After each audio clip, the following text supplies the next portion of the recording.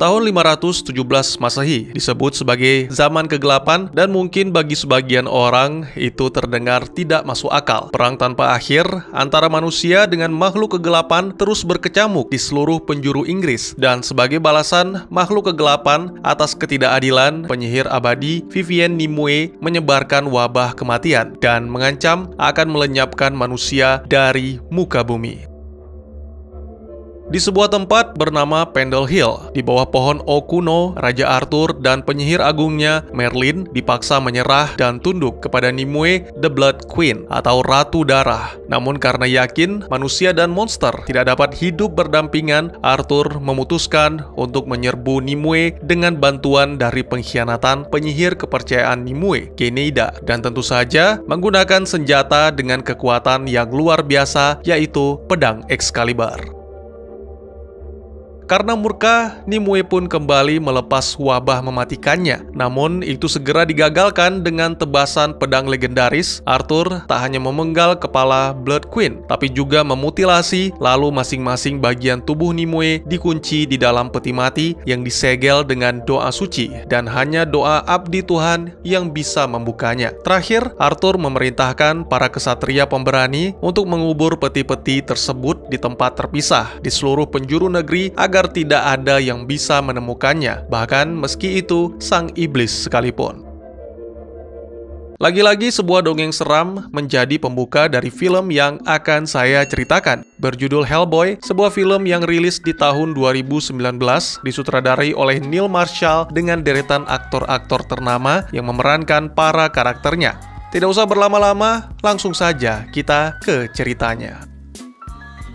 Film dimulai dengan menampilkan masa kini di Tijuana, Meksiko. Terjadi percakapan lewat telepon antara seorang ayah yang sangat khawatir Profesor Trevor Broom dengan anaknya Hellboy yang berusaha mencari rekannya. Rekan yang dimaksud adalah Agent Esteban Ruiz. 3 pekan lalu ditugaskan untuk menyelidiki sarang vampire di Tijuana. Tidak perlu khawatir ayah, aku akan segera menemukan dan membawa Ruiz pulang secara baik-baik karena kau tahu, aku adalah orang yang sangat lembut, ucap Hellboy menenangkan sang ayah.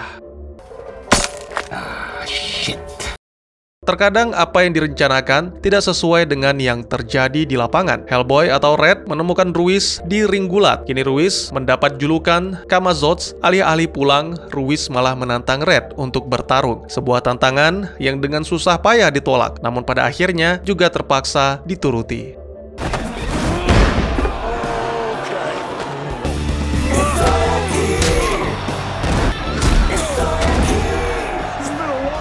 Sangat mengejutkan, Ruiz tiba-tiba menjadi tangguh, bahkan nyaris menyamai kekuatan Red. Seiring berjalannya waktu, suara Ruiz mulai berubah, diikuti dengan tubuh dan wajahnya. Ternyata pria itu telah menjadi vampir, dan karena mulai semakin berbahaya, Hellboy pun terpaksa menghabisinya.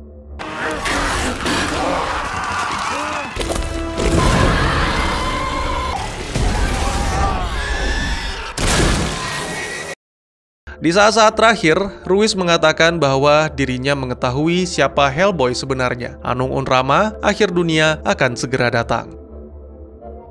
Tentu, kematian rekannya membuat Red sangat terpukul. Namun tidak ada yang bisa menolak panggilan Profesor. Sang ayah mengirim beberapa agen untuk membawa pulang Hellboy ke markas Biro Paranormal yang berlokasi di Colorado. Setibanya di sana, terlihat seorang pria sedang menulis nama Ruiz di dinding monumen pahlawan. Beberapa waktu kemudian, ketika Hellboy sedang bercukur, Profesor datang menghampiri untuk membantu merapikan sambil mencoba menenangkan. Agent Ruiz adalah pria yang baik, namun tentunya dia sudah mengetahui resiko pekerjaan sebagai agent. Red mencoba menanyakan tentang ucapan Ruiz mengenai akhir dunia dan Anung Unrama, namun sang ayah segera mengalihkan, memberikan Red misi untuk membantu teman lama Biro Paranormal, yaitu Osiris, semacam organisasi rahasia di Inggris yang mengurus hal-hal gaib. Mereka membutuhkan bantuan Red untuk mengatasi masalah raksasa. Ya, raksasa. Beberapa hari kemudian, Red tiba di Inggris dan langsung disambut dengan ramah oleh para anggota Osiris. Sebagai pemimpin, Lord Adam Glaren memperkenalkan teman-temannya sekaligus menjelaskan sedikit tentang sejarah Osiris, di mana dulunya Profesor juga pernah berpartisipasi dalam perburuan raksasa, makhluk besar, bengis, dan menjijikkan, serta menjadikan manusia sebagai mangsa. 1 atau 2 raksasa mungkin masih bisa diatasi, tapi jika 3, tentu ceritanya akan berbeda. Red menyadari hanya ayahnya yang menua, sedangkan para anggota Osiris yang lain tidak. Lalu, sang peramal, Lady Elizabeth Hatton, menjelaskan bahwa itu akibat dari kemunculan makhluk yang membawa kehancuran bagi dunia. Makhluk yang dimaksud tidak lain dan tidak bukan adalah Hellboy.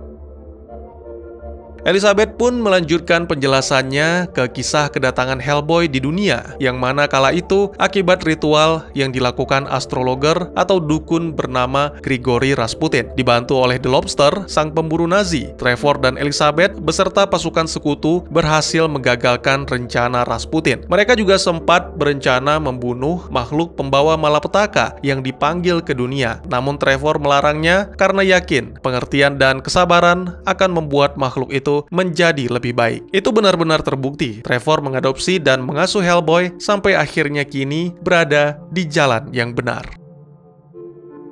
Keesokan paginya, sesuai dengan rencana, para pemburu telah bersiap. Adam menunjukkan senjata-senjata yang digunakan untuk berburu raksasa sejak dulu. Mereka hanya menggunakan senjata tradisional seperti pedang, panah, dan tombak. Tapi kini, semua telah dimodifikasi. Meskipun tidak bisa langsung membunuh, tapi cukup ampuh untuk melumpuhkan para raksasa. Tak lama berselang, perburuan pun dimulai. Mereka mengikuti jejak raksasa beserta mayat-mayat manusia yang ditemukan di sepanjang jalan. Adam memerintahkan pasukannya untuk bersembunyi di jembatan agar bisa melakukan penyerbuan. Hanya saja, bukan raksasa yang menjadi sasaran, melainkan sang jagoan.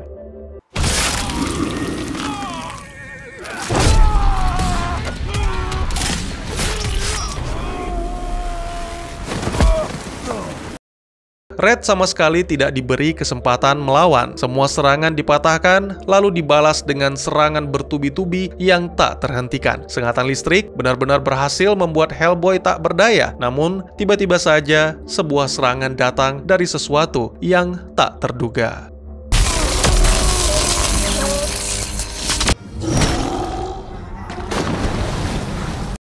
Beberapa waktu kemudian, ketika terbangun, Red melihat 2 raksasa yang sedang menyantap para pemburu. Sejenak dia berpikir bahwa penderitaan telah berakhir, tapi ternyata tidak. Ada 1 raksasa di belakang Red telah bersiap dengan pedang besarnya. Dan ya, pertarungan kembali dimulai, lebih panas, lebih keras, dan lebih beringas. Hold still, handsome! Hey, pal! Yeah, just you and me now, princess!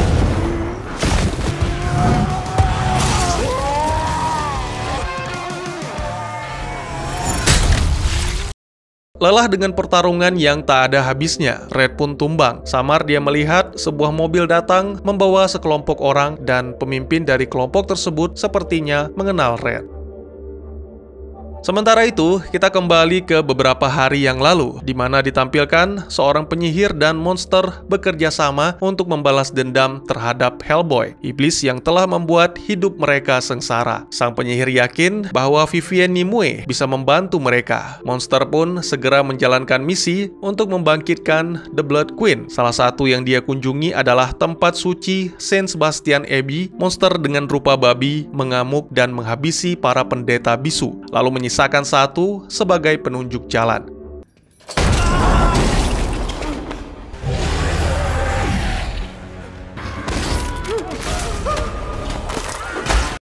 Namun itu tidak bertahan lama karena terus menolak mengucapkan doa pembuka segel suci. Akhirnya pendeta muda itu pun dihabisi. Diambil lidahnya untuk meniru suara dan mengucapkan doa. Selamat datang yang mulia.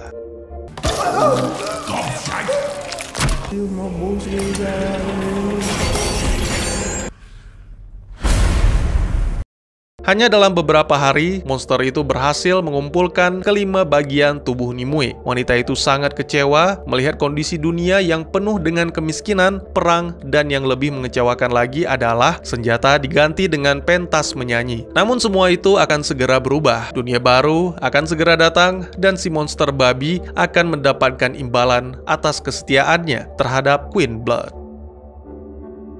Kembali ke Red yang terbangun di kediaman seorang gadis. Red dijelaskan bagaimana dia bisa tiba di sana serta sedikit clue yang memancing ingatan Red tentang gadis itu. Namanya adalah Alice. Gadis itu pernah diselamatkan Red ketika masih kecil. Arwah ayah dan ibu Alice lah yang memberitahukan lokasi Red. Ya, arwah. Alice memiliki kemampuan unik untuk bisa berkomunikasi dengan arwah, dan dengan itulah Alice bertahan hidup selama ini. Berkomunikasi dengan arwah membuat Alice bisa mengetahui masa depan. Salah satu yang paling mengerikan adalah tentang Red yang menjadi pemicu akhir dunia. Alice bisa saja membunuhnya, tapi itu tidak dilakukan karena dia percaya, dan selain itu, Alice juga telah berhutang budi kepada Hellboy.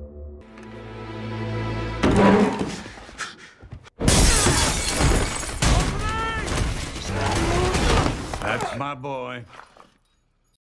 Sang ayah menyapa dengan penuh hangat namun tidak dengan para petugas. Itu membuat Red kesal, ditambah lagi dengan peristiwa sebelumnya di mana Red hendak dibunuh oleh kelompok gila, serta masa lalu yang masih belum sepenuhnya diceritakan. Lagi-lagi Profesor hanya mengabaikan karena masih ada hal yang lebih penting, yaitu Saint Sebastian diserang dan sebuah benda penting telah dirampas yang mana diduga adalah peti mati penyihir Nimue. Profesor menjelaskan tentang sejarahnya, lalu memperkenalkan Red dengan seorang petugas dari M11, Major Ben Daimyo. Misi mereka adalah memeriksa markas Osiris karena kelompok itu juga menyimpan salah satu peti mati Nimue. Hellboy tidak akan kemana-mana tanpa Alice. Oleh karena itu, Profesor mengizinkan si gadis ikut karena kemampuannya pasti akan sangat dibutuhkan. Selain itu, Profesor juga memberikan mainan baru, sebuah mainan yang besar dan menantang untuk putranya tersayang. Itu membuat Hellboy mengingat masa kecil, di mana dia mendapatkan hadiah yang sama. Beberapa waktu kemudian, ketika mereka tiba di markas Osiris, tiba-tiba saja Alice merasakan sakit kepala yang teramat sangat akibat teriakan arwah. Dia meyakini bahwa sesuatu yang buruk telah terjadi, dan benar saja saat Red dan Ben masuk, mereka melihat mayat tergeletak di mana-mana. Masuk lebih dalam, Red dan teman-teman menemukan tubuh sang peramal, Lady Elizabeth, dalam keadaan tak bernyawa. Menurut Alice, arwahnya masih berada di sana. Oleh karena itu, Alice segera menggunakan kekuatannya untuk memunculkan arwah Elizabeth. Banyak hal yang dijelaskan oleh Elizabeth tentang ramalan, tentang Nimue, tentang pertemuan ratu dan raja. Namun sangat disayangkan, arwah itu segera menghilang karena merasa ketakutan. Lalu tak lama kemudian, setelah memeriksa sebuah ruangan, akhirnya Hellboy menemukan monster babi yang sedang memegang peti mati. Hellboy bisa saja langsung menghabisinya, tapi sangat disayangkan, Nimue tiba-tiba muncul mengatakan hal-hal indah dan tentang pemusnahan untuk membangun surga bagi makhluk kegelapan. Hellboy pun langsung menggunakan senjata andalan sehingga tembakannya nyaris mengenai Ben. Monster babi berhasil melarikan diri. Namanya adalah Gruagach. Red sangat mengingat wajahnya karena pernah bertemu beberapa tahun yang lalu, tepatnya tahun 1992 saat menolong orang tua Alice. Kaum peri suka menculik bayi dan menggantikannya dengan makhluk lain yang diubah menjadi manusia demi mendapatkan kehidupan yang lebih baik. Untungnya Red segera menyadari hal tersebut. Setelah menakut-nakuti dengan benda logam, Gruagach pun menunjukkan wujud aslinya. You better bring these people back to baby! I'm gonna be sorry! Meskipun makhluk itu berhasil melarikan diri, tapi beberapa jam kemudian, Alice yang asli pun kembali. Mungkin saja itu kebetulan, atau mungkin juga takdir. Namun sepertinya, tujuan Gruagach adalah untuk membalas dendam, dan dia memanfaatkan penyihir Nimue. Di tempat lain, kisah yang sama juga diceritakan oleh Gruagach kepada Nimue yang sedang disatukan. Sambil menjahit bagian-bagian tubuh yang terpotong, para penyihir mulai merapalkan mantra. Akhirnya, kini tubuh Nimue pun bersatu dan dia hendak melakukan sesuatu yang mengerikan. Hellboy adalah kuncinya. Hellboy sendiri kini dibawa ke markas biru paranormal yang ada di Inggris. Setelah memberikan pengarahan, Ben meninggalkan Red dan Alice, lalu mereka pun mendapat tugas dari profesor untuk mencari data-data dan sejarah Vivien Nimue. Pada momen ini, kembali Red meminta sang ayah untuk menjelaskan tentang masa lalu, namun profesor menolaknya karena yang terpenting, kini Hellboy sudah berada di jalan kebaikan dan seharusnya itu sudah lebih dari cukup. My brothers and sisters! Pernyataan tersebut malah membuat Red semakin marah, sampai-sampai dia ingin menghancurkan elevator yang tidak mau naik. Tak lama kemudian, ketika tiba di lantai terbawah, mendadak Red sudah tidak berada di markas biru, tapi di tengah-tengah hutan yang berkabut. Ternyata Red dibawa ke sana oleh penyihir yang bekerja sama dengan Gruagach bernama Baba Yaga. Dia juga memiliki dendam karena Hellboy telah menghancurkan mata serta membuang Baba Yaga ke dimensi lain. Hellboy diundang untuk makan bersama dalam rangka merayakan kebangkitan Ratu Penyihir Nimue. Jagoan kita langsung beranjak pergi setelah mengetahui menu makanan dan mendengarkan omong kosong yang menjijikkan. Namun itu belum seberapa, karena Baba Yaga akan memberikan sesuatu yang tidak bisa ditolak, sesuatu yang membuat Hellboy merelakan matanya, bahkan melakukan tindakan yang berkali-kali lipat lebih menjijikkan. Sesuatu yang diberikan Baba Yaga adalah lokasi Nimue. Saat ini Nimue sedang berada di Pendle Hill, berusaha mendapatkan kembali darahnya untuk memulihkan kekuatan. Hellboy pun segera pergi. Ya, siapa yang bisa mempercayai perkataan iblis? Itu membuat Baba Yaga benar-benar murka sehingga mengutuk. Hellboy akan melihat orang yang paling dicintai menderita dan mati.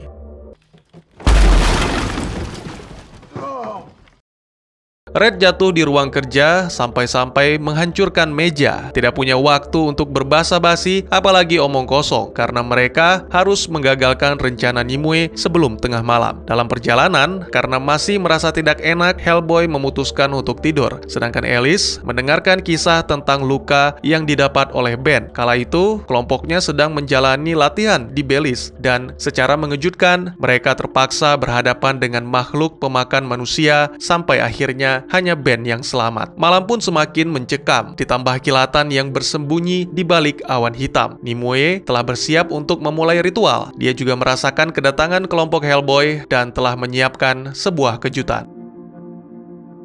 Kembali ke para jagoan yang telah mendarat, kini mereka harus berlari berpacu dengan waktu. Selain itu juga harus menghadapi kejutan dari sang ratu, yaitu mayat hidup. Karena tengah malam semakin dekat, Hellboy pun diminta untuk melanjutkan misi, sedangkan Ben dan Alice akan mencoba menahan para zombie.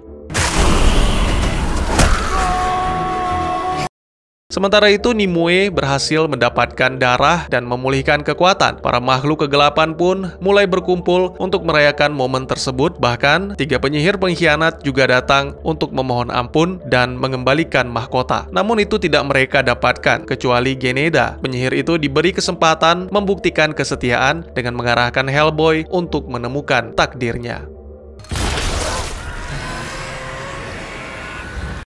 Sebuah tembakan menghancurkan separuh kepala Blood Queen. Ya, sang iblis datang membuat semua makhluk kegelapan berlari terbirit-birit. Meskipun Nimue kembali mencoba meyakinkan bahwa Hellboy berada di pihak yang salah, namun tetap saja apa yang hendak dilakukan Blood Queen tidak bisa diterima. Tak lama kemudian, teman-teman pun datang setelah berhasil mengalahkan para mayat hidup dengan kemampuan baru Alice. Momen tersebut langsung dimanfaatkan oleh Nimue untuk mengutuk Alice dan berjanji bahwa semua itu hanyalah permulaan. Jika Hellboy terus menolak takdirnya, maka orang-orang yang dia cintai akan mati. Setelah Nimue dan Gruagach pergi, Geneda menghampiri Hellboy untuk menawarkan bantuan. Kutukan Nimue sangat mematikan, hanya ada satu orang yang mungkin bisa menyelamatkan Alice. Dia berada di Blackfin, seorang penyihir bernama Merlin, penyihir dari para raja yang dikutuk hidup dan terkubur selamanya karena membiarkan pengkhianatan Arthur terhadap Nimue. Red segera membawa Alice ke lokasi tersebut, lalu setibanya di sana, tanpa banyak basa-basi, dia langsung menyeret dan memaksa Merlin untuk menyembuhkan Alice. Namun itu tidak gratis. Hellboy harus berjanji untuk menghancurkan Nimue bagaimanapun caranya. Setelah membuat Ben dan Alice tak sadarkan diri, Merlin mengajak Hellboy ke ruangan lain untuk menjelaskan silsilah keturunan Arthur, mulai dari putrinya yang melahirkan seorang putri dan seterusnya, sampai akhirnya berakhir di Sarah Bethany Hughes. Hubungan gelapnya dengan iblis berwujud kambing melahirkan seorang anak bernama Anung Unrama, dan dia adalah Hellboy, satu-satunya keturunan terakhir Raja Arthur, raja dari umat manusia. Dengan mantra-mantranya, Merlin mengeluarkan Excalibur, pedang yang diwariskan kepada Hellboy, pedang yang mampu memenggal Nimue. Namun, ketika menyentuh pedang itu, Hellboy melihat akhir dunia, hari di mana dirinya berubah menjadi iblis dan membantai seluruh umat manusia. Oleh karena itu, Hellboy merelakan pedang itu pergi.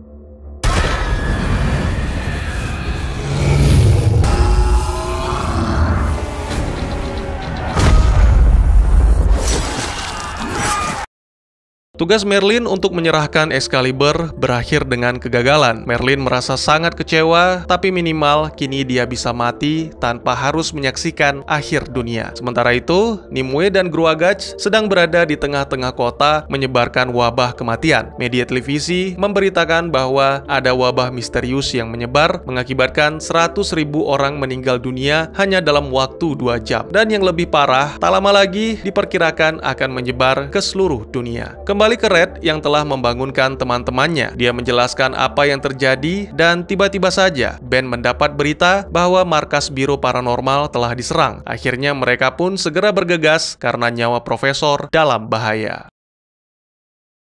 Beberapa waktu kemudian, Red dan teman-teman tiba di Katedral St. Paul yang telah dikepung oleh petugas kepolisian. Di sana mereka disambut oleh Gruagach, namun ada yang berbeda dari makhluk itu, tidak hanya suara, tapi juga tubuhnya. Gruagach telah mendapatkan imbalan dari sang ratu. Kini dia tumbuh menjadi lebih besar dan tentunya lebih kuat. Pertarungan dahsyat pun terjadi sehingga membuat bangunan mulai runtuh. Salah satunya menimpa kaki Ben.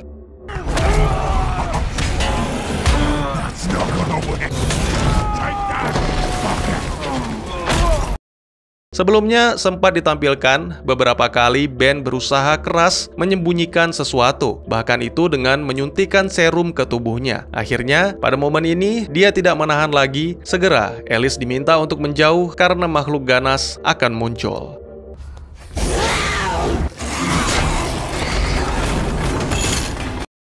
Gruagach benar-benar tangguh, sampai-sampai membuat Hellboy babak belur. Serangan-serangan dari Ben pada awalnya memang cukup membantu, namun sayangnya itu tidak bertahan lama. Dan kini Hellboy benar-benar dalam keadaan terdesak. Tiba-tiba saja Nimue muncul menghentikan pertarungan. Gruagach yang tidak bisa menerima langsung diambil kembali kekuatannya, bahkan dikutuk menjadi terus mengecil sampai akhirnya hancur. Yeah, fuck you back. Kembali, Nimue menawarkan kerjasama dalam ikatan cinta sebagai raja dan ratu yang akan berkuasa di dunia baru. Hellboy juga dibanting sekeras mungkin hingga menghancurkan lantai ruangan, dan di bawah sana Hellboy kembali dipertemukan dengan pedang warisan yang akan menjadi takdirnya. Penolakan demi penolakan terus dilancarkan sampai akhirnya Nimue menggunakan cara terakhir, yaitu membunuh Profesor.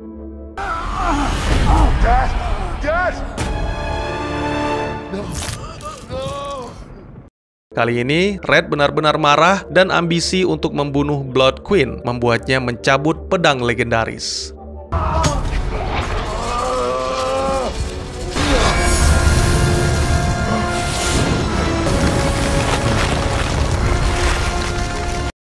Dicabutnya Excalibur membuat daratan retak, lalu mendatangkan makhluk-makhluk raksasa dari neraka. Akhir dunia akan segera dimulai, kini semua keputusan ada di tangan Hellboy, atau disebut juga Anung Unrama.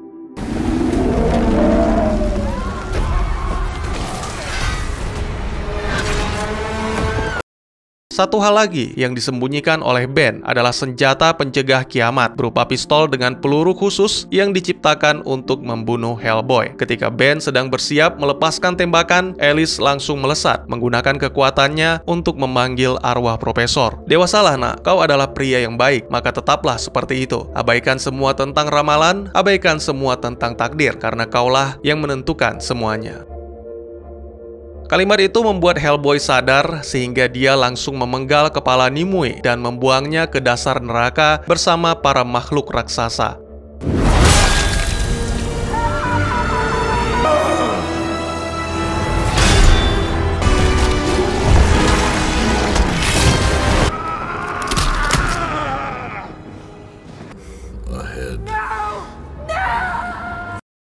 Red kembali menanyakan pertanyaan yang sama, dan kali ini akhirnya sang ayah menjawab bahwa dirinya bukan ayah yang baik, sehari-harinya bekerja sebagai pembunuh monster, namun kehadiran Hellboy telah memberikannya kesempatan untuk menjadi orang yang lebih baik. Tidak hanya mengubah Profesor, tapi mengubah segalanya, dan Profesor yakin dengan tangan kanannya, Hellboy bisa mengakhiri perang yang selama ini terus berkecamuk. Film pun ditutup dengan menampilkan Ben membuang peluru yang dianggap sebagai kekeliruan. Lalu juga ada jagoan kita yang jati dirinya telah terungkap tidak hanya sebagai pembawa kiamat, tapi juga Raja Inggris. 6 bulan kemudian, Red dan Alice melakukan penyelidikan di sebuah laboratorium milik kelompok Oanis, yang mana Osiris terlihat seperti taman kanak-kanak jika dibandingkan dengan mereka. Kini Alice telah bergabung dengan Biru, semakin dewasa, semakin tangguh, dan selain itu, mereka juga mendapat bantuan dari anggota baru, Ben Daimyo. Bersama-sama, mereka membasmi para ilmuwan gila sampai akhirnya Alice menemukan tabung berisi Ethiosepian. Apakah ada yang mengetahui artinya? Apakah makhluk itu akan menjadi teman atau lawan? Di dimensi lain ditampilkan Baba Yaga sedang menjamu tamu misterius. Dengan aksen yang unik, Baba Yaga meminta tamunya untuk membunuh Hellboy dan sebagai imbalan, si tamu misterius bisa mewujudkan apa yang diimpikannya selama ini, yaitu kematian. Dan tamat. Sebenarnya masih ada satu lagi endingnya, yaitu Red yang sedang mabuk-mabukan di makam Profesor dihampiri oleh idolanya. The Lobster menceritakan sedikit tentang kebaikan Profesor serta menunjukkan lambang capit andalan yang membuat semua musuh tobat. Saking girangnya, Hellboy berteriak seperti orang gila. I love you, Lobster Johnson! Ya, ini adalah reboot atau remake atau apalah sebutannya dari film Hellboy-nya Del Toro. Saya tidak mau berkomentar mana yang lebih baik, mana yang lebih buruk. Tapi yang jelas, sejauh saya menonton, memang ada beberapa film pertama dari saga itu tidak terlalu seru. Tapi setelah berlanjut ke sequel kedua, baru jadi seru. Contohnya seperti X-Men, The Dark Knight, dan Captain America First Avengers. Tapi ya, itu menurut saya. 3 ending scene, dan salah satu yang menarik adalah memperkenalkan Ethiosepian atau biasanya dikenal dengan Abraham Sapien. Seperti yang kita tahu, Abraham atau Abe adalah sahabat Hellboy yang paling terkenal dalam film-film Hellboy-nya Del Toro, seorang humanoid amfibi yang mendapat nama dengan cara yang unik. Biro Paranormal yang menemukannya di tahun 1978 memberikan Abe nama sesuai dengan tanggal pada tabungnya 14 April 1865, yang mana bertepatan dengan ditembaknya Abraham Lincoln. Jadi namanya itu semacam gabungan antara nama presiden dan nama yang menunjukkan spesies aslinya. Tidak merespon apapun selama berminggu-minggu membuat Abe menjadi bahan percobaan. Para ilmuwan bereksperimen dengan menyetrumnya sampai-sampai Abe terbangun. Abe menyadari apa yang dilakukan para ilmuwan, mendengar perdebatan mereka apakah akan terus mencoba membangkitkan atau langsung beralih ke pembedahan. Pengalaman Abe di biro benar-benar mengerikan dan terkadang dia masih sering memimpikannya. Hellboy yang merasa simpati meminta para ilmuwan untuk menghentikan percobaan karena yakin mereka tidak akan berhenti sampai seseorang mengatakan cukup. Selain terlihat berlawanan dengan Hellboy, Abe juga memiliki kemampuan yang berbeda, seperti bernafas di dalam air dan berenang dengan kecepatan yang luar biasa. Lalu Abe juga mampu menyembuhkan diri dengan cepat. Yang benar-benar unik dari karakter ini adalah keinginannya untuk mengungkap masa lalu. Abe bisa melihat masa lalu jika menyentuh suatu benda, tapi tidak bisa mengingat masa lalunya sendiri. Adalah makhluk peri kaum Dawan Sidhe, makhluk gaib asal Irlandia. Dahulu kala, dia pernah berjuang bersama putra Raja Peri Agung Dahda untuk melawan para raksasa. Gruagach mampu berubah menjadi banyak bentuk, dan selama pertempuran, dia berubah menjadi makhluk besar sehingga berhasil membunuh puluhan raksasa. Pada suatu hari, Gruagach jatuh cinta dengan seorang gadis manusia. Gadis ini ingin melihat bentuk Gruagach ketika bertempur melawan raksasa. Sebenarnya itu tidak boleh dilakukan karena karena ada hukum unik jika gadis itu berteriak, maka Gruagach akan dibuang ke negeri kabut untuk disucikan dan tidak akan pernah ditemukan lagi. Namun si gadis memaksa sampai akhirnya Gruagach pun berubah menjadi makhluk raksasa dengan gading yang besar. Nah, si gadis itu sekuat mungkin menahan agar tidak berteriak dan Gruagach segera berubah menjadi burung kecil yang bernyanyi. Si gadis malah berteriak bukannya ketakutan, tapi karena memperingatkan Gruagach bahwa ada kucing yang hendak memangsanya. Akhirnya, Gruagach terdampar di dunia kabut yang dihuni oleh jiwa-jiwa peri tersesat. Dia mengembara tanpa tujuan dalam waktu yang tidak diketahui. Perlahan-lahan, kekuatannya mulai hilang, namun pada akhirnya, berkat perjuangannya yang tanpa henti, Gruagach berhasil menemukan jalan pulang ke dunia. Begitulah cinta, deritanya tiada akhir. Mirip bukan? Di komik dikisahkan lebih lengkap, jadi mengapa Merlin bisa dikubur hidup-hidup itu karena dulunya Nimue berhasil merayu Merlin, sampai-sampai Merlin menceritakan semua rahasia kekuatannya. Lalu Nimue menggunakan pengetahuan tersebut untuk memenjarakan Merlin di kuburan selamanya. Tanpa Merlin yang membimbing, pengetahuan sihir membuat Nimue menjadi gila, sampai akhirnya menyembah Ogdru jahat. Dalam sebuah adegan, Merlin mengatakan tentang Nimue bahwa penyihir itu adalah jelmaan setan. Nah, di komik dikisahkan bahwa Ogdru jahat telah menjadikan Nimue sebagai wadah agar bisa kembali ke dunia. Itu juga membuat tubuh Nimue berubah menjadi naga. Jadi bisa dibilang mungkin tujuan Nimue di film ini juga atas pengaruh Ogdru jahat. Pada scene akhir kita juga diperlihatkan tangan Abe yang menempel pada tabung kaca. Melihat ditemukannya saja sudah berbeda dari cerita pendahulunya. Alih-alih ditemukan beberapa puluh tahun sebelum cerita dimulai di rumah sakit, Abe malah ditemukan ketika Hellboy sendiri yang menjalankan misi. Saya pikir untuk selanjutnya tidak akan ada banyak perubahan, terutama hubungan mereka yang akrab. Tapi mungkin saja akan lebih dilengkapi lagi untuk mengungkap masa lalu Abe yang menarik. Abraham Sapien bukan satu-satunya karakter yang akan muncul di sequel, tapi kemungkinan juga ada Lobster Johnson dan tamu misterius yang diundang oleh Baba Yaga, yaitu sepertinya Carl Rupert Cronen. Ini secara tidak langsung menerangkan bahwa Hellboy 2 mungkin akan lebih banyak mengadaptasi cerita komik, dan tentu saja semua tergantung ada atau tidaknya sequel, karena seperti yang kita tahu, banyak sekali ulasan negatif tentang film ini serta penghasilannya yang rendah. Jadi ya mau tidak mau, Hellboy harus kembali menunggu reboot lainnya yang mudah-mudahan lebih menarik. Mungkin segitu dulu teman-teman, video ini sekaligus menutup series Hellboy dan semoga ada yang melanjutkan atau meribut lagi film ini karena ceritanya sangat menarik. Seperti biasa, buat yang mau bertanya-tanya dan berkomentar silahkan, yang mau merequest juga silahkan, bisa di kolom komentar atau buat yang malu-malu bisa DM ke Instagram saya di @teguhgusto, insya Allah pasti akan saya baca. Mari kita jadikan kolom komentar sebagai sarana penambah wawasan dan menciptakan jalinan persaudaraan, bukan malah menjadikannya sebagai tempat pembulian sehingga menciptakan permusuhan. Jangan lupa untuk dukung terus channel ini dengan cara share, like, dan subscribe karena dukungan dari kalian sangat berharga bagi saya demi perkembangan channel ini. Saya Gusto, sampai jumpa di video selanjutnya. Tetap semangat, tetap bersyukur setiap hari. Dadah!